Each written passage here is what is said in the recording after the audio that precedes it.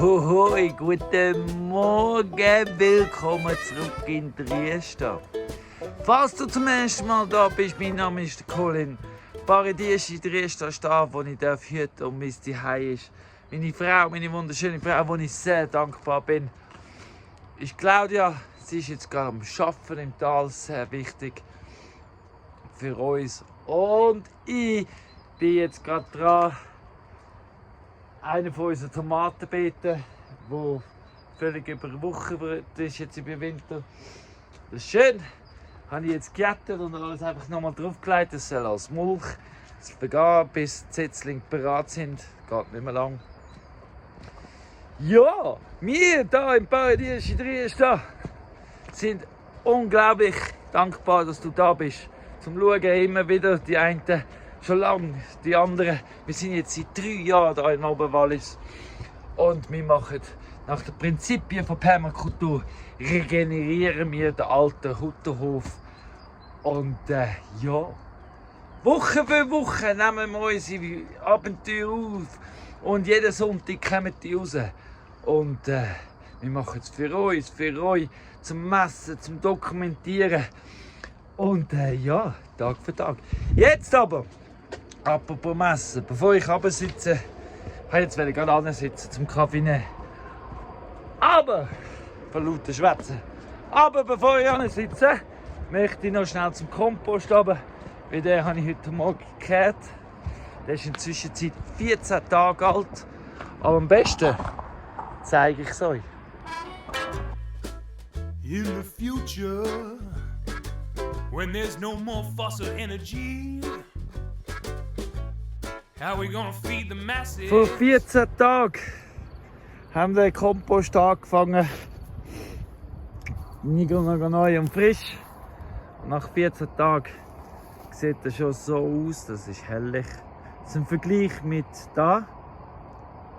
Schon ein Unterschied, oder? Schon ein Unterschied, sieht man da ganz klar. Der ist heiß, schon seit 14 Tagen, weil ich ihn auch mit den Blachen abdecke, immer wieder gießen, damit er feucht bleibt. Und so kann er arbeiten. Und ich denke, so nach Plan sollte sie 18 Tage fertig sein pro Kubik. Aber so wie ich es mache, braucht es ein bisschen länger, obwohl ich es jeden zweiten Tag drehe und kehren und durcheinander rühren. Aber wir werden nächsten Montag noch mal sehen, wie es aussieht. Spätestens. Nein, aber ich bin immer wieder da. Kompost bin ich immer wieder dran. Have enough for you and me.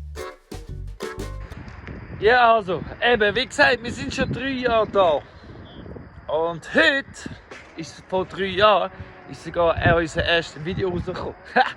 Zwischenzeit sind schon noch ein paar mehr geworden. Und ja, letzte Woche haben wir ganz streng gearbeitet, haben wir extrem viel geleistet. Und jetzt, heute, bin ich noch ein bisschen den Ball am Flach behalten. Aber nichtsdestotrotz wird man immer dran sein oder sollte man immer dran sein und etwas machen. Und darum habe ich mich entschieden, ich mache heute Morgen ohne grosse Kilometer, sondern einfach gemütlich da. Ich fange mal an da mit dem Mauer und mit den Bäumen und schaue, was ich daraus machen kann. Genau. Da ist der Mauer zusammengefallen vom Schnee am Wasser. Das heisst, da kommt viel Wasser raus. Das heisst, ich muss es da auffangen, die Steine neu verbiegen und so. Aber das werde ich da rundherum machen. Ich werde den Baum noch ein bisschen zuschneiden, weil der ist einfach fest kaputt. Obwohl er gibt die Schatten und das ist gut. Aber ja. So, merkt euch, so sieht es jetzt aus. Nachher sieht es anders aus. Life today seems pretty good. Like we came out on top. In der Zwischenzeit ist schon Dienstag. Schon bald Mittag sogar.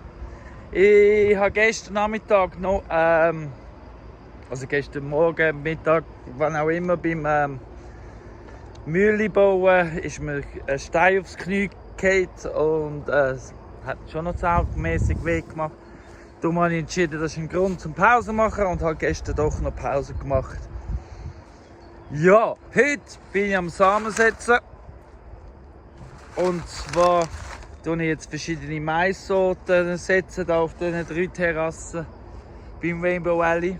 Rainbow Valley ist der Durchgang da. Genau, das Mais, der erste Teil von den 4 Schwestern oder 3 Schwestern, glaube ich. 3 Schwestern setze ich jetzt da setzen. Und ja, fangen wir mal an. Reihe 1 an 3, also die ganze Reihe an 3, 3, 3, 3, 3, 3, 3, 3, 3, 3, immer so 10, 15 cm Abstand. Hat es 3 Säcke voll gegeben von einer Sorte. Jetzt die nächste Sorte mache ich auf dem nächsten und die dritte Sorte auf der dritten. Eins ist mir so ganz fest schon aufgefallen, ich komme schon viel tiefer, meine Hände werden viel dreckiger, es ist feucht, es ist wunderschön. Also wirklich, also Mais wird besser kommen, aber das werden wir erst sehen, aber ich kann jetzt schon sagen, der Boden ist schon besser, definitiv. Komme tief ab mit dem Finger. Also beim zweiten Terrasse hat es nur einen Sack gebraucht, das heisst ich habe schon 2 Säcke vorig, aber ich weiß schon auch wohin damit. Und jetzt noch die dritte Sorte. Die ersten 2 sind beides von Air Schmatt. Genau Sorte geht der Air Schmatt. Und der dritte ist der klassische Bio-Zuckermais von Naturplag. So, was soll ich sagen? Ja, da ist letztes Jahr eine wilde Kürbissuppe gekommen. Darum tue ich jetzt da Kürbis setzen mal. Vielleicht zu früh, vielleicht zu spät. Nein, es ist definitiv nicht zu spät. Eventuell zu früh, aber ist gleich. Da ist stark zäher. Ich bin gerade beim Kompost zu viel Feuchtigkeit. Das ist ein herrlicher Ort für und so eine herrliche Ort für Kürbis. Der wächst da drüber und all das Grünblatt gibt dort Masse. Genau. But I wonder how we're gonna get down. Ich bin quer durch die Mitte durch. Jetzt wollte ich anfangen zu Ränder machen und voll beschissen. Ja, ist mir das explodiert, kaputt gegangen. Keine Ahnung, das ist mir das erste Mal passiert. Ja, auf jeden Fall braucht es einen neuen Kopf, weil der ist kaputt. Das ist das Teil, das davon fällt. Ja, Kacke. Kann man nicht mal flicken. Gotta be careful we don't drop. Take it slow. Also da ich nicht trimmern kann, dann tue ich halt sagen. Und dort, wo ich gestern dran war und eben das Knie, habe ich ja gesagt, wir müssen da ein paar Äste und Stünken weg. Und das mache ich jetzt. Make it small and slow. Nicht mit dem ganzen Holz muss man etwas anfangen. Die Ecke zum Beispiel bin ich fortlaufend am Füllen mit Totholz. Es ergibt dann, füllt sich, wird immer kompakter, überwachst, düngert, spart Wasser, gut, alles. So, aber jetzt gerade habe ich gerade ein neues Design gesehen und überlegt mit dem Holz da. Genau. Das gibt da ein Totholzhaufen, Benjes, Hecken, Happy Habitat, Abschluss vom Hügel. Weil dort haben wir ja die Benjes Hecken und wenn ich da die ganze Ecke, die sowieso schlecht wächst, da mit Totholz fülle, habe ich das Zeug da alles ein bisschen weg. Ja, und gut ist. To avoid the confusion, use small and slow solutions. Yeah. Jetzt nochmal ein kleines Projektli, also ein Projektli weitermachen. Und zwar vorne beim Berg, weil bald, also etwa circa eine Stunde, 1,5, kommt Sophia an. Und dann möchte ich doch da sein, um sie zu begrüßen. Darum arbeite ich hier an der Benjes-Hecke und hier den Holzhaufen. Und danach gehe ich dort runter und fange dort an zu arbeiten. Weil dort gibt es eine Terrasse. So. Es gibt eine Terrasse mit dem Baum. Und das tue ich jetzt langsam fortschnaufen und verschneiden. So, jetzt hier habe ich all die grossen Wurzeln. Und das Loch, Baumstamm. die fortlaufend da Holz rühren. Das hacke ich jetzt und presse es zusammen mit der Zeit. Also das ist ein Schwamm. Es saugt alles auf, was von da kommt. Saugt alles auf, verrottet und irgendwann ist es ein Erdhügel. So ist es. In your front yard, you can grow most of your food. Ja, In a space the das haben wir size wieder of your gemacht. driveway. Doesn't have to Und, be huge. ja, aus dem Plant a bin seed, ich jetzt da in der Ecke watch it wieder grow. etwas It'll feed you. designen. Just let it go. Ja, der Hügel. Don't want the pain.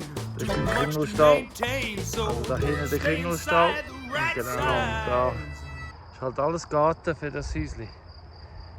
Genau, Zone 0 für den Kringelstall. Take it slow. Make it small and slow. Who needs the green revolution when you got small and slow solution? Yeah.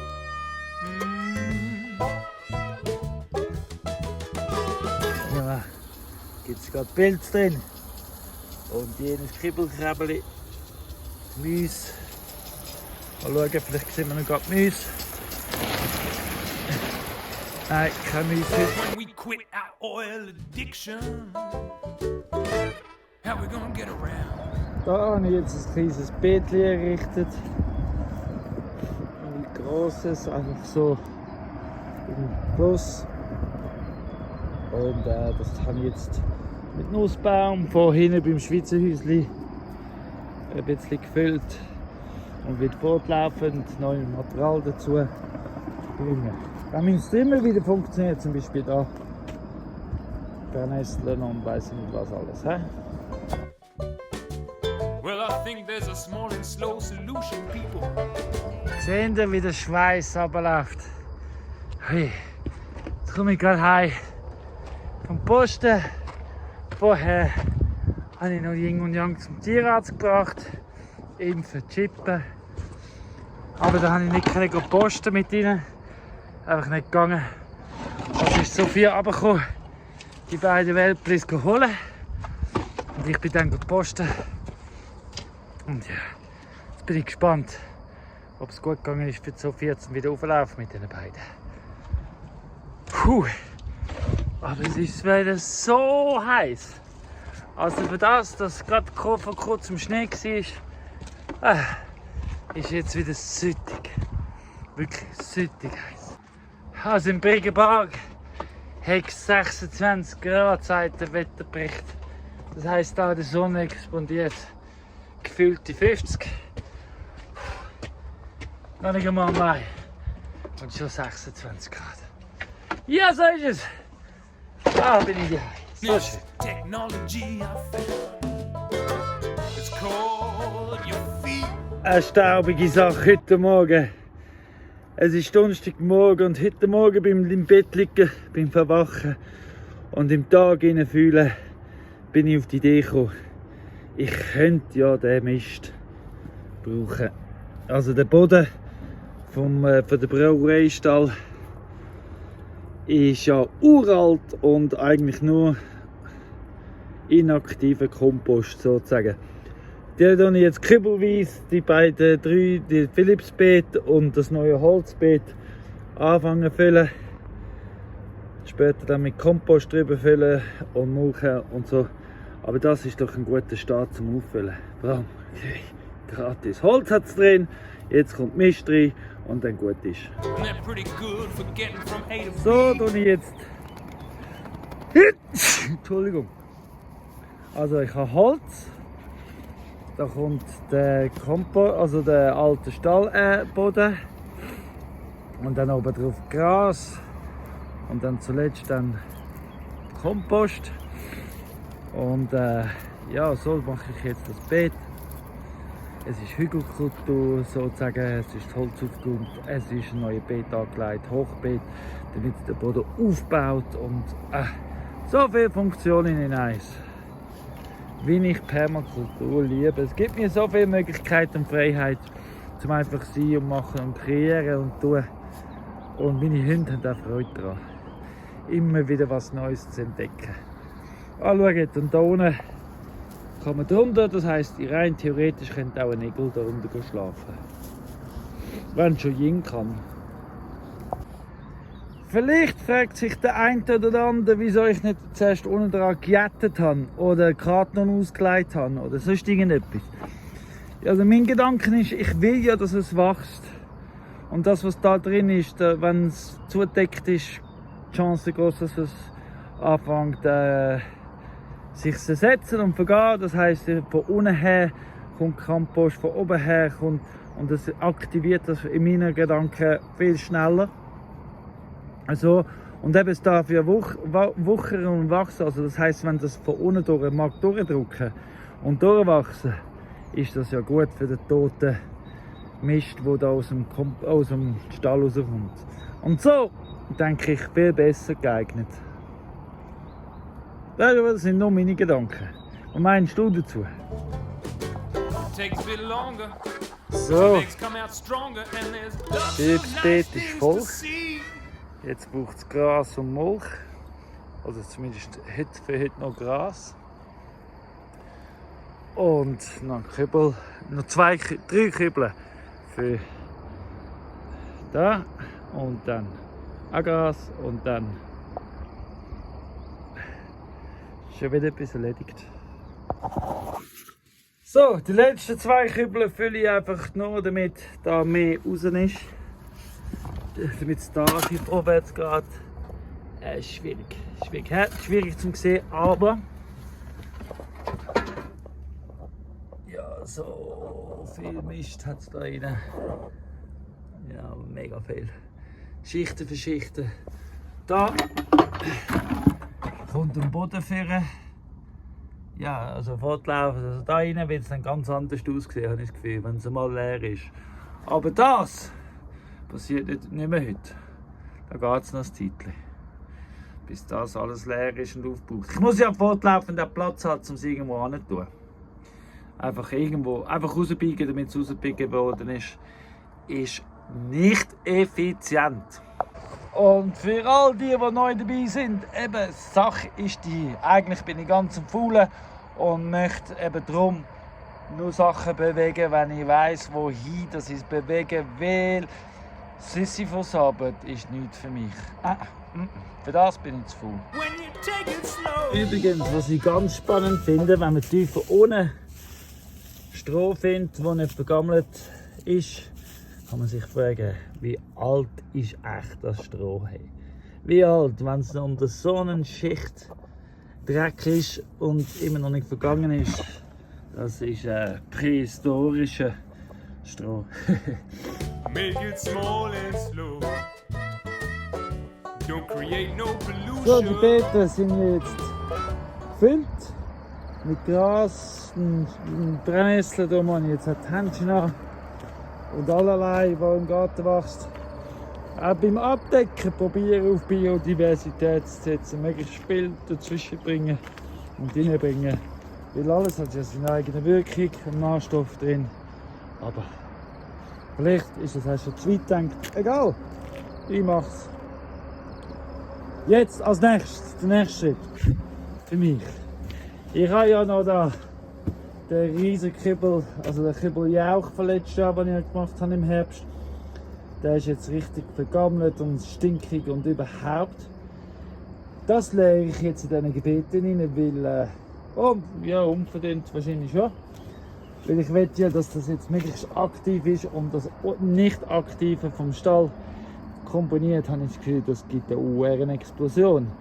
Eine Mikrobiom-Explosion und eine Reaktivierung und huiuiui. Achtung, fertig, los. Aber stinken. Boah. Stinken tut's. Der letzte halbe Kübel Flüssigkeit tue ich dort, wo ich beim Eingang von Pura Vida. Also das heisst, das ist Pura Vida, Gästehaus. Momentan so viel am Schlafen und da habe ich die Woche angefangen. Das gibt ja den Tomatenbeet, da habe ich einfach alles ausgezupft, was ich nicht will. Also alles. Und liegen gelassen. Jetzt tue ich noch von dem Smoothie den Jauch, Herbstlauch einfach drauf leeren, damit es bereit ist für die Tomaten. Pfupp, pfupp, pfupp. Ja, also als ich es angesetzt habe, habe ich den Kübel gefüllt mit Material. Wie ihr seht, das ist jetzt auch weniger geworden. Das Gestängel, das tue ich jetzt auch noch aufs Beet. Und zwar da, wo es noch nicht ganz voll ist, was jetzt auch vom Wasser zusammengesackt ist, fülle ich noch auf mit dem Gestängel. Das spritzt. Und ja, eben, und ja, da kann es vergehen. Das ist super. Bringt alles gerade im Boden rein. Wie zu Boden, füllt der Hochbeet. Ich gebe keinen Rappen aus für gekauften Humus.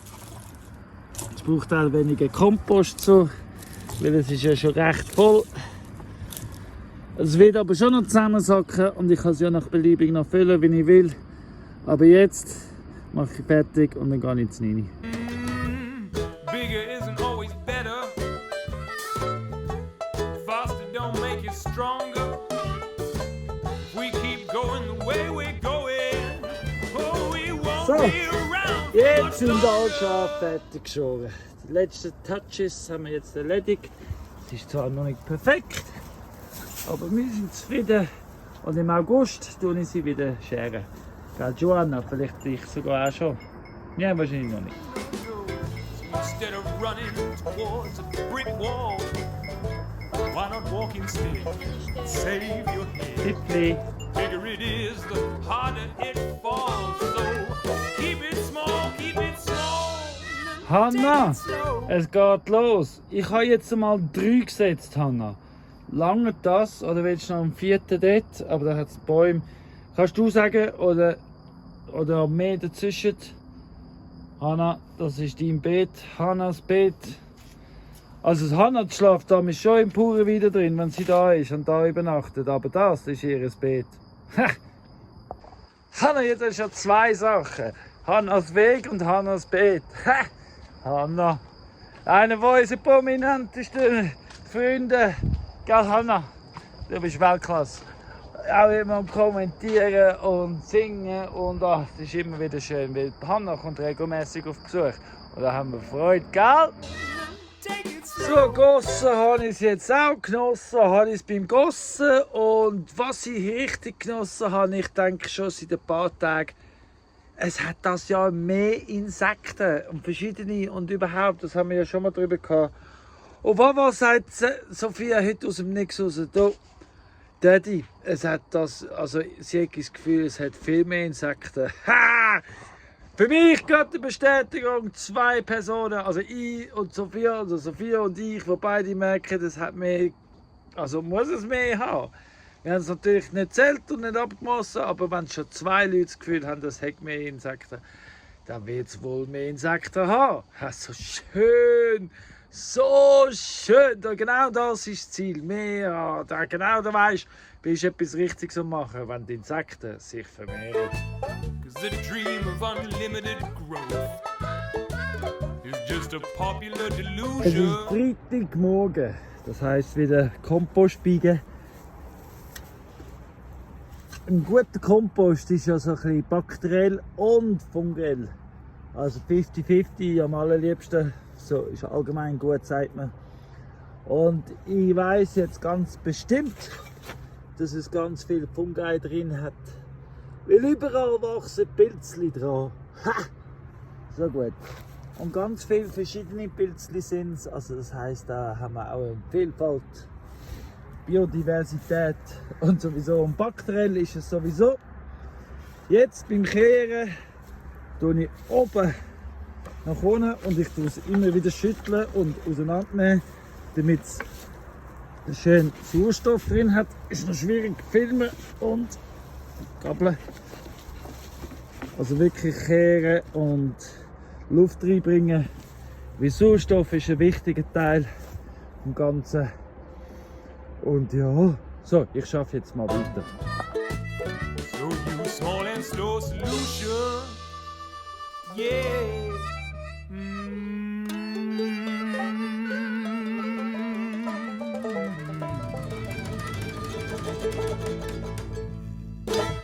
es ist natürlich nicht nur Bakterien und Fungi, also der Pilz, Mycelium, wo ihre Arbeit macht. Es sind all die kleinen Kribbel, Krebeli, Insekten. Und ich habe da innen sogar einen Engeling schon gefunden, obwohl es erst 18 Tage ist. Also die sind vielleicht von unten tiefer gekommen. Oder hinten von der Wand.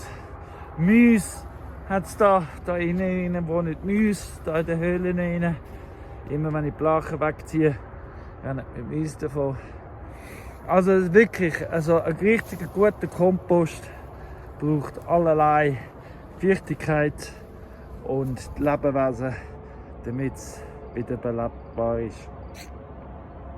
So, jetzt lasse ich es noch offen, weil ich noch bei den Esel noch rausmiste zu der Tagesration. Und ja, noch ein Sauerstoff, das tut nicht schlecht. Bis wir sogar mal überlegen, da wir jetzt schon 18 Tage dran sind, ob ich 3 verschiedene Biegen daraus machen. Und zum einfach noch einen Schlusspfiff. Aber, weiß nicht, das ist vielleicht zu viel Arbeit. Ich habe noch viel vor das Wochenende. Ja, der Plan für heute ist ja so. Es ist ja Freitag. Normalerweise habe ich ja März. Also wir haben ja März. Dafür kommt aber auch noch der Beat heute. Der kommt heute Nachmittag an, der Beat Rolli. Also, ich sag's dir, ich freue mich so, mit ihm durch die Riester durchlaufen. Eben. Oh. Und Claudia macht den März. Das heisst, und Sophia geht heute heim. Das heisst, ich bringe Sophia auf Wisp. Und ich weiß noch nicht, ob wir gehen Gassen essen. Dann treffe ich Claudia, stehe mit ihr den Marktstand auf, zeige ihr alles, wie es jetzt funktioniert. Wie sie ist das ja noch nicht gewesen. Jetzt habe ich meine Handschuhe liegen lassen. Und dann hole ich den Beat ab und dann kommen wir mit der Riester rauf. Und dann wird heute zuerst mal einfach angeschaut, was ich mir für ein Projekt gedacht habe für den Workshop. Er hat mir nämlich eine Liste von 50 verschiedenen Techniken geschickt. 50 Stück. Ja. Und dann geht es weiter. Ha! Aber das seht ihr noch. Das seht ihr noch. Jetzt muss ich aber mal Hasen füttern und machen Ruhe da.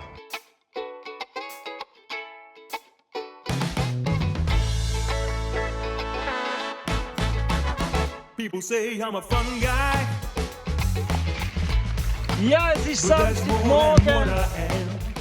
Und ja, der Kurs geht in 10 Minuten sozusagen los. Und es hat angefangen zu regnen. Es hat entschieden, nachdem das gestern 27 Grad ist, dass er heute unbedingt will regnen. Hey, der Thomas ist auch gekommen und ist am Bäume schneiden und Schwierigkeiten für mich am lösen. Und ja, es regnet. Nein, jetzt. Einfach so. Ha! So, aber jetzt machen wir wieder weiter. Weil, ja, das ist halt so. Well, you can call me Fungus. Humid heisst, ich habe mehr Niederschlag als Verdunstung. Und Arid heisst, ich habe mehr Verdunstung als Niederschlag. Okay. Genau. Jetzt im Durchschnitt hat man in der Schweiz... Würdest du uns sagen, hier ist ein arides Gebiet? Ja, wir haben auch darüber geredet, ob es semi-arid ist oder arid. Er sagt, es sei arid. Come underground to my pad to jam. There's not much room down there, but we've got mycelium. Wanna wrap mycelium around you till Super Kingdom come. Schau dir mal das erste Ikeli. So gut, das tun wir gerade essen. Ein guter Jammer. Hey, übrigens, so ein gutes Wochenende. So ein guter Mensch. Also für all die ihn noch nicht kennen, wahrscheinlich viele von unseren Zuschauern, das ist der Beat Rolli. In meinen Augen einer der wichtigsten und legendesten Menschen, eine lebendige Legende in der Schweizer Permakulturszene. Was er uns jetzt das Wochenende an Inputs da reingegeben hat, ich brauche glaube 2 Wochen, um ihn überhaupt zu sortieren. Aber es war so gut das Wochenende mit dir, Beat. Danke vielmals. Hat Spass gemacht. Hey, Schön. Wirklich spannendes Projekt. Sehr spannend. Mit viel Potenzial. Mit viel Potenzial und spannend. Wow, das nehmen wir gerne mit auf die Weiterreise. Hey, ich sage euch, ich werde demnächst ein Video machen und erklären alles, was ich gelernt habe von Beat und was wir gemacht haben. Der Beat wird wahrscheinlich in dem Video sicher nicht dabei sein, aber der Beat hat alles inspiriert. Genau, das machen wir als Video. Und wir haben auch schon darüber geredet, dass der Beat mehr muss im YouTube machen für euch zum Lernen. Und wenn ihr übrigens noch eine wichtige Botschaft ist der Kudenboden, Beat sein Projekt. Ja, wenn du in ein gutes Projekt willst, mit dabei sein und wohnen und im Mitzin Luzern und etwas suchst, der Kudenboden lohnt sich. Also, wir machen jetzt pH-Wert, gell? Ja. Wie tut man den pH-Wert messen im Boden? Also das ist ganz einfach. Hier haben wir Folgendes. Das ist Indikator. Also man hat hier einen Bodenindikator, wo man das messen. Und der Vorteil von dem System ist ganz simpel und einfach, dass das bleibt halt über Jahre konstant und ist speziell für den Boden entwickelt worden. Jetzt hier ist ein kleines Thema, gell? Wir haben zum Teil noch ein bisschen Mist und so drauf. Also die oberste Schicht ist frischer Kompost. Ja, genau. Jetzt müssen wir ein bisschen die Frage nehmen, Ja. wo tun wir... Wir können zum Beispiel hier auf dem Weg. Auf dem Weg, weil der Weg ist ja nur ein bisschen gemulcht und zugeschnitten, aber eigentlich ist das der U-Boden vom Terrasse. Wir sind übrigens auf dem Ankersee-Terrasse und das ist der U-Boden, der entstanden ist. Okay. Also jetzt müssen wir wirklich schauen, dass wir nicht den pH messen eben vom Mist allein, oder? Nein, also da hat es eigentlich kein Mist drauf, Ja. extra bewusst. Aber es wird natürlich ein bisschen runtersickern, oder? Ja, und versickert. Aber das ist ja dann der Grund-pH-Wert vom ganzen Terrasse, nicht? Ja, da müssen wir vielleicht ein bisschen tiefer gehen. Noch. Oh. Ja, also ich glaube, es ist nicht ideal. Oh. Platz. Also dann suchen wir einen anderen Platz. Dann gehen wir einfach da tiefer unter der Mulch, unter dem Ja, ich Mist. glaube, es ist besser ein bisschen tiefer, wenn wir es ein Gut. bisschen tiefer nehmen. So, jetzt sind wir. Dann hast du so, dort, wo könnte der Wurzelbereich sein für deine Dings. Genau. Jetzt muss ich schauen, dass ich da ein bisschen das Richtige verdrücke. Ich brauche nur ganz wenig. Gell? Also wirklich fast nichts braucht es. So. Und dann kommt eben von dem Bodenindikator kommen hier ein paar Tröpfchen rein. Ich habe zuerst noch geschüttelt, weil ich es schon länger nicht mehr gebraucht habe. So, jetzt hier rein. 1, 2, 3, 4. So. Und jetzt eine Minute, etwa eine gute Minute 2. Also das heisst, wir kommen gerade wieder zurück. So, jetzt sehen wir hier die Farbe, oder? Man kann den Farbabgleich machen und man sieht, wir sind ziemlich genau bei 6. Und das heisst, das ist eigentlich ein guter pH-Wert. Das Thema ist natürlich, dass man da je nachdem dann, ja, vielleicht nicht so viel Kalk gelöst hat. Also Kalkgehalt ist dann da nicht so hoch. Aber das ist eigentlich ein guter Wert für ganz viele Kulturen. Das ist das ein guter Wert. Gut. Also, aber wenn man es jetzt noch besser will, durch Kalk hineinbringen, ein bisschen Gesteigemehl und so. Man kann das nicht so sagen. Es gibt natürlich Pflanzen, die brauchen eher sauer, es gibt andere, die brauchen eher basisch. Aber so in der Mitte bist, hast du vor allem etwas. Ja, so 6 funktioniert natürlich sehr viel. Also Heidelbeere wäre jetzt ein bisschen knapp, das müsste eher 4,5 sein oder drunter. Ja. Oh, wahrscheinlich Tesla sind drin. Raus! Ihr zwei! Raus! Das ist kein Bereich für euch! Raus! Yeah, I wanna wrap my cilia around you. Wrap my cilia Three, around ciao! you. Wrap my cilia Ja, aber Zeit ist jetzt nicht. Ja, es ist möglich, dass durch das, als du so Herzgestein hast, ist möglich, dass jetzt tatsächlich. Es ändert nämlich jetzt langsam die Farbe, wenn ich so schaue, weil es ein bisschen grünlich ist. Es Ja. geht richtig 7. Ja. Das ist ja so. Ehrlicher Moment. Ja, aber du siehst, ja, es ist vielleicht ein bisschen 6, es ist vielleicht halt 6,5 so. Ja. Also man kann mit dieser Methode den pH nicht sehr genau bestimmen. Das ist ein gewisser Nachteil. Für eine Praxis reicht das normal. Aber das Gute ist einfach, das kann man einfach machen. Und die Lösung, die bleibt über Jahre, Gut. bleibt die einfach gut. Also die tut sich nicht verändern.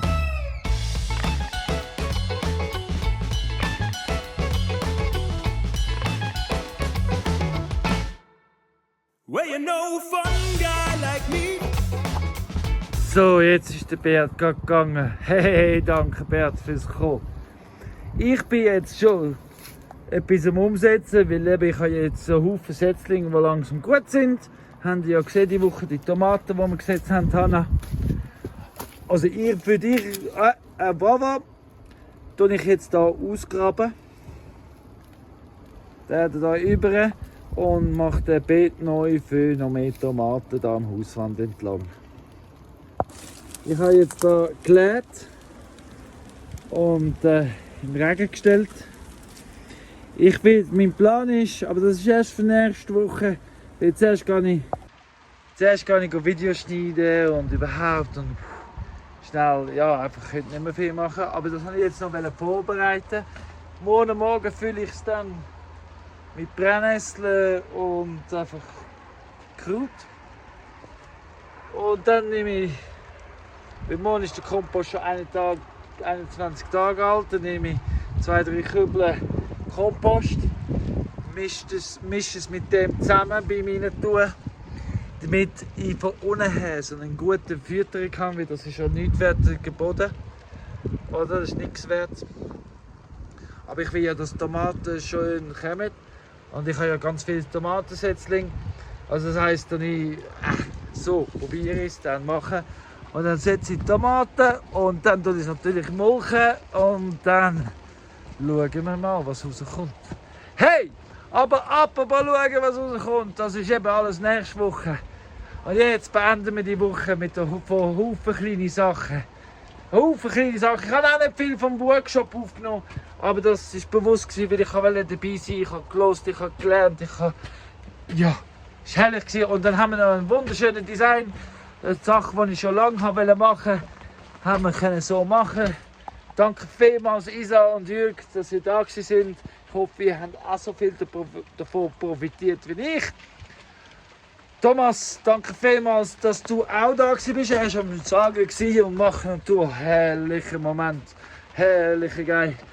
Ja, ich bin dankbar. Wirklich, wirklich dankbar. Claudia am Arbeiten. Samstag, Sonntag war sie nicht da, sie musste arbeiten. 6 Tage am Stück. Ich bin dankbar und ich glaube sicher auch ihre Arbeitgeber ist dankbar, weil sie hat ganz viel Auswahl und darum ist sie am Arbeiten.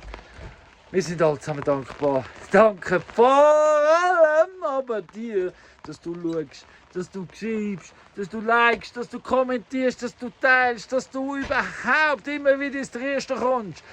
Danke vielmals.